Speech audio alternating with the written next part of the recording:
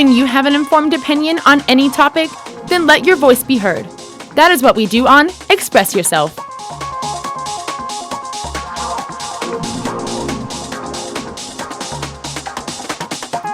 Express Yourself is a production of the Drury University Department of Communication and the Drury University Debate Union, where we teach students the arts and skills of debating and then encourage them to apply those skills in various forms of civil discourse. This week's panelists are Alexander Long, a senior from Mount Vernon, Missouri. Studying psychology, Andrew hopes to be a lawyer one day, and his favorite public speaker of all time in psychology is Ronald Reagan. Austin Cassidy from Nixon, Missouri. Austin is a junior studying communication. His career goal is to be a business leader. His favorite speaker of all time is Donald Trump. Amarin Link, a sophomore majoring in education and writing from Mount Vernon, Missouri. Amarin wants to teach 4th grade and be a published novelist. She's a big fan of Eric Thomas. Haley Davis from Nashville, Tennessee. Haley is a freshman studying advertising and public relations. She wants to be a copywriter, and her favorite speaker is John Mulaney. Our facilitator and moderator is Dr. Charlie DeBerry, director of the Drury University Debate Union. And now, here's Charlie. Thank you, and welcome to the program. You know, every time there is a terrorist attack in the world, world leaders scramble to put forth ideas about how to best stop, slow down, or contain the extreme Islamic group known as ISIS. This week, there was yet another terrorist attack, this time in Brussels, Belgium.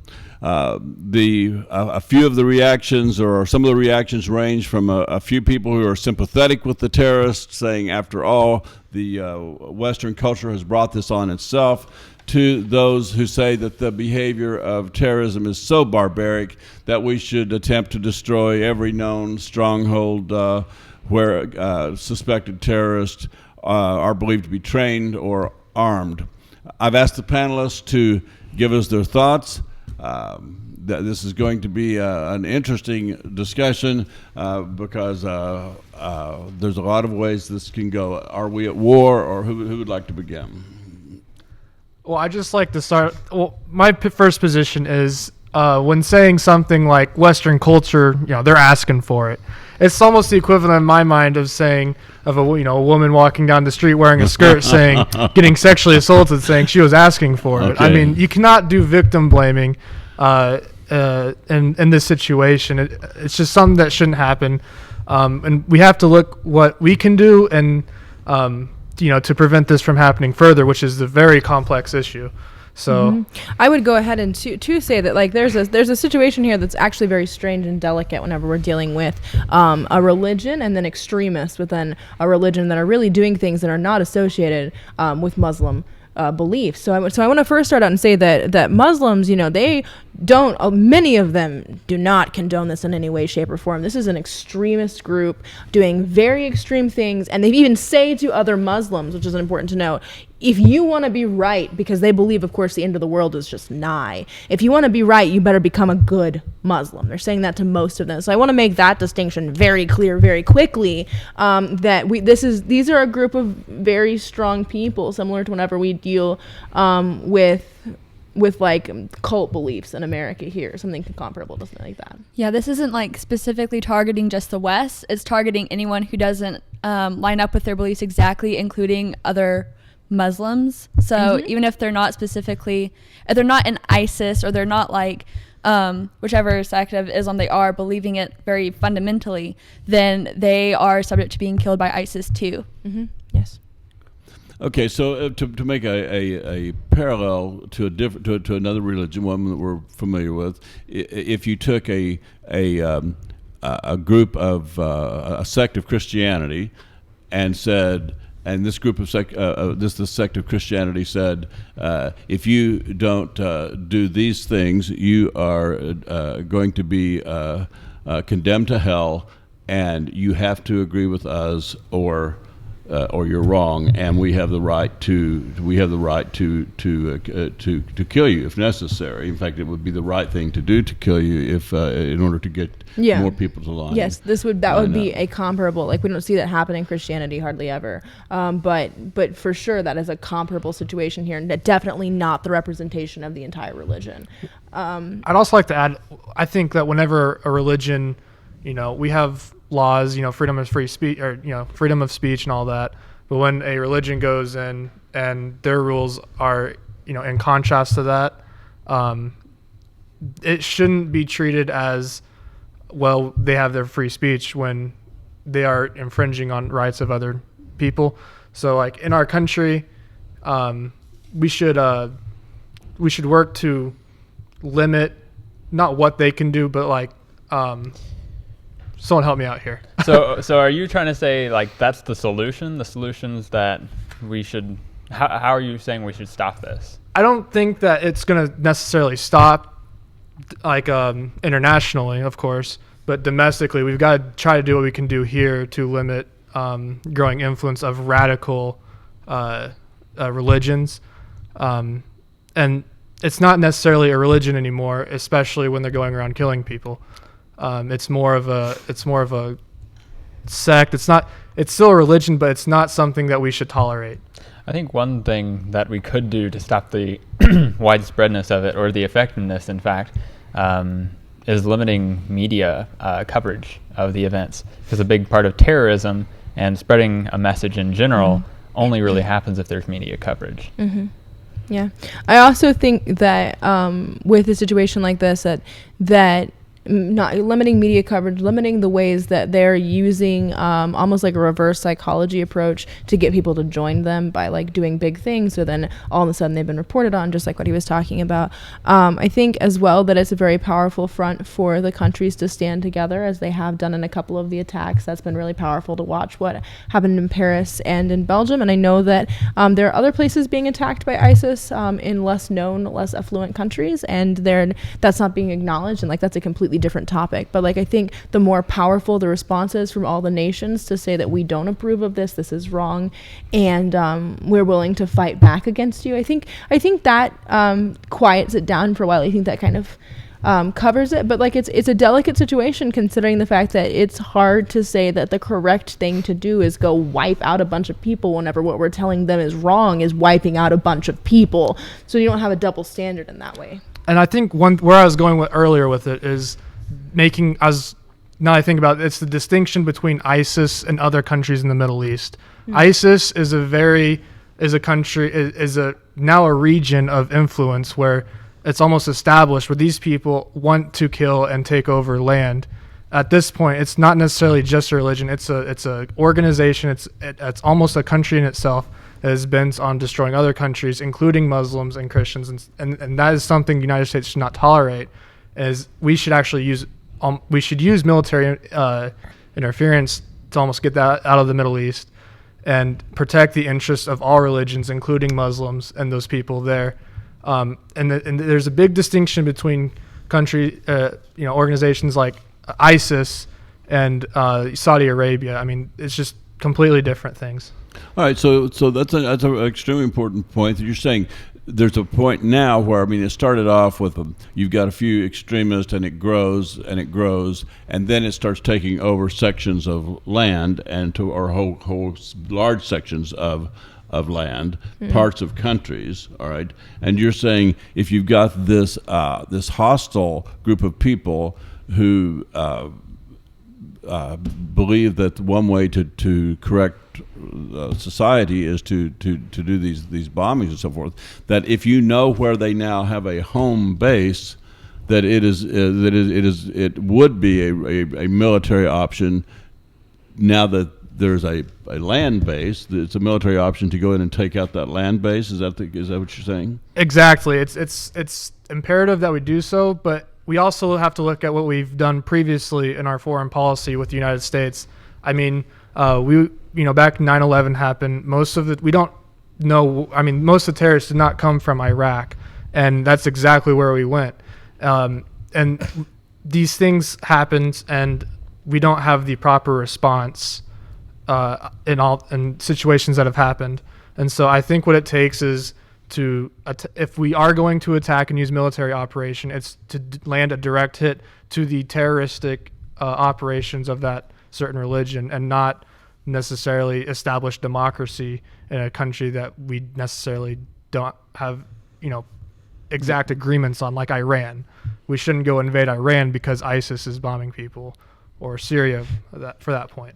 But I don't necessarily know about like a military intervention, because like if we declare war on ISIS, and that legitimizes them, and they're also an ISIS are like not afraid to die. In fact, if we kill them, then that just like reaffirms everything that like they're going for. Like that goes into their beliefs about the apocalypse and how it'll just be bringing it on, and I mean that just kind of reaffirms it. Yeah, and it is true. I agree with this, because it is true that they think that all the countries will turn against them and come in against them in their land. So like now they're setting up land. So if we send in armies to go against them as a united front, like the countries which I was actually talking about earlier, if we sent soldiers in, they just think everything is going down exactly as they planned, which could eradicate them, which is an awful thing to say, but like it could get rid of the problem as a whole, in that there would be no more supporters of it. But at the same time, if there's any like idle people on the side that were curious about joining ISIS but they weren't sure, and then exactly what ISIS said would happens, that would probably cause an uprising. Some of the border edge people that aren't sure whether or not they'd want to be part of something so radical. But a question whether or not they're legitimate, I mean, they've almost legitimized themselves in all these terrorist attacks and all the land they've been taking. They have a significant portion of land in the Middle East, and to say that they're not legitimate, I don't necessarily agree with that. I think they've legitimized themselves, and it's something that it shouldn't be ignored any further than what we already have. I think one thing, as far as our response to it goes, that we're doing wrong currently is we're basically helping with their recruitment. How we're framing Muslims and terrorism in general, we've in our media tied Muslims and terrorists to Arabs and pretty much others. We've set it up as us versus them, Christians versus Muslims, and that's really helped in general of their recruitment. So I think we really need to change how we represent it all in media, how we really stress that it's not Muslims that we're talking about. It's this one very particular radical part of it all.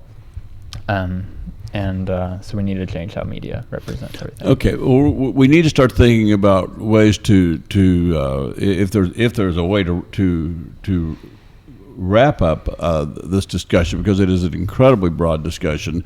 The idea is, I'm hearing on one side that if we know where these cells are, we could actually probably take them out, but that would make us look bad or worse, and would encourage them. But it seems like the only option to that is to do nothing. Someone suggested to me yesterday that we just needed to be, if we would just be nicer, we could take away the reason for coming after us. But I guess what I'm going to ask is what do you see as just any kind of an appropriate move on our part at this point, because we obviously cannot simply tolerate continued slaughter, just random slaughter. So what do you see as something appropriate we could do at this point? I think that if you look back at World War II, when we bombed Japan, I mean, you would think that they would hate us afterwards, but instead what we did was we helped them rebuild, we helped them grow, and now they're one of our best allies. I say, it takes a lot of strength for them, and then they'll respect that. And then we help them grow, and we try to become their allies instead of alienating them after we, attack them. It shows, just because you attack someone does not mean you cannot grow as their friend later on. They are a threat now, but we shouldn't aim for them to be a threat later on. All right, Amron? So I think that the appropriate response is not an offense, but instead a defense. And so I think that in order to best address ISIS, we just need to keep the terrorist attacks from happening by upping security in places that are likely to be attacked, probably everywhere for that matter, and that the countries that all the other countries that have been the victims and can be the victims of these attacks would just kind of band together and create a more united front. So that way we are shutting them down by not allowing the things that are fulfilling their own prophecies to come true. All right. Go ahead, Haley. Oh, I don't have any actual solutions. This is so tricky. I don't have any actual solutions. I don't think being nice will actually do anything though. Like as we've seen, other Muslims are even the targets of it, and I mean it's Right. like a spin-off of Islam too. So I don't think just being nice is going to do anything, but I don't have any actual constructive solutions. I understood. Alex, go ahead and close this up, and I'll make a statement. I think really need to start with our representation of it in general, because right now what we're doing is we're creating an Islamophobia, this extreme fear of Islam in general, which makes more people that do believe in Islam to join the radicals. It makes them on the outside of it all. So we need to stop creating Islamophobia. I do think we probably need to up security as well as do something like Austin suggested, where we do some military strikes, because whereas Amron said it might legitimize them, they're pretty legitimate as it is, and if we don't do something, then it'll just keep happening as it is, and upping security alone isn't a solution. All right. Thank you very much. And I think maybe one idea for we might talk about it in another show is possibly try to do a better job of understanding what is going on in the minds of the extreme Islamic people who are willing to blow themselves up.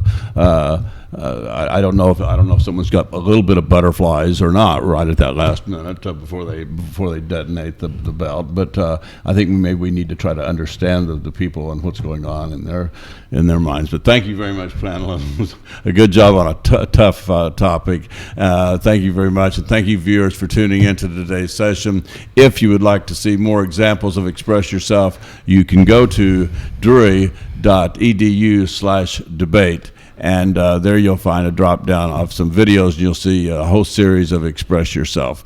And remember, the next time you have a difference of opinion on any given topic, keep emotions out of it and stick to the facts and never make it personal. And then when you're ready, you can express yourself. Thank you again, and we'll see you next time.